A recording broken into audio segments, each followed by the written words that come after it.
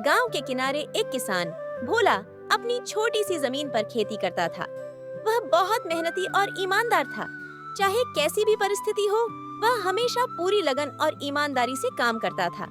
उसकी यही आदत उसे गांव के अन्य किसानों से अलग बनाता था। एक साल गांव में भयंकर सूखा पड़ा। बारिश न होने के कारण ज्यादातर किसानों की फसलें सूख गईं। कई किसानों ने खेती छोड़ दी और किसी और काम की तलाश में निकल पड़े।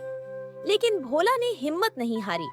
पास ज्यादा संसाधन नहीं थे, फिर भी वह हर दिन खेत में मेहनत करता, पौधों को जितना संभव हो पानी देता और प्राकृतिक तरीकों से अपनी फसल की रक्षा करता।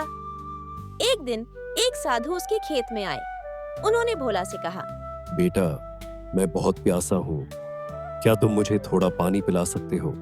भोला ने बिना कुछ सोचे समझे अपना बचा हुआ पीने का पानी साधु को दे दिया। साधु ने पानी पीकर मुस्कुराते हुए कहा, तुम बहुत दयालु और ईमानदार हो। मैं तुम्हें एक वरदान देना चाहता हूँ।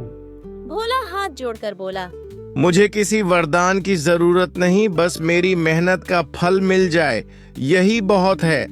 साधु ने आशीर्वाद देते हुए कहा, तुम्हारी ईमानदारी और मेहनत रंग लाएगी। देखना, तुम्हारी फसल सबसे बेहतरीन होगी। कुछ दिनों बाद ही गांव में हल्की बारिश हुई, लेकिन भोला की जमीन पर यह बारिश जादू की तरह काम कर गई।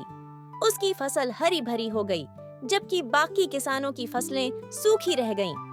जब कटाई का समय आया, तो भोला की उपज सबसे अधिक थी। उसने न केवल अपनी जरूरतें पूरी की, बल्कि दूसरे जरूरतमंद किसानों को भी अनाज दान किया। गांव के सभी लोग भोला की ईमानदारी और मेहनत की प्रशंसा करने लगे। तब भोला ने सभी से कहा, कभी भी हालात से हार मत मानो।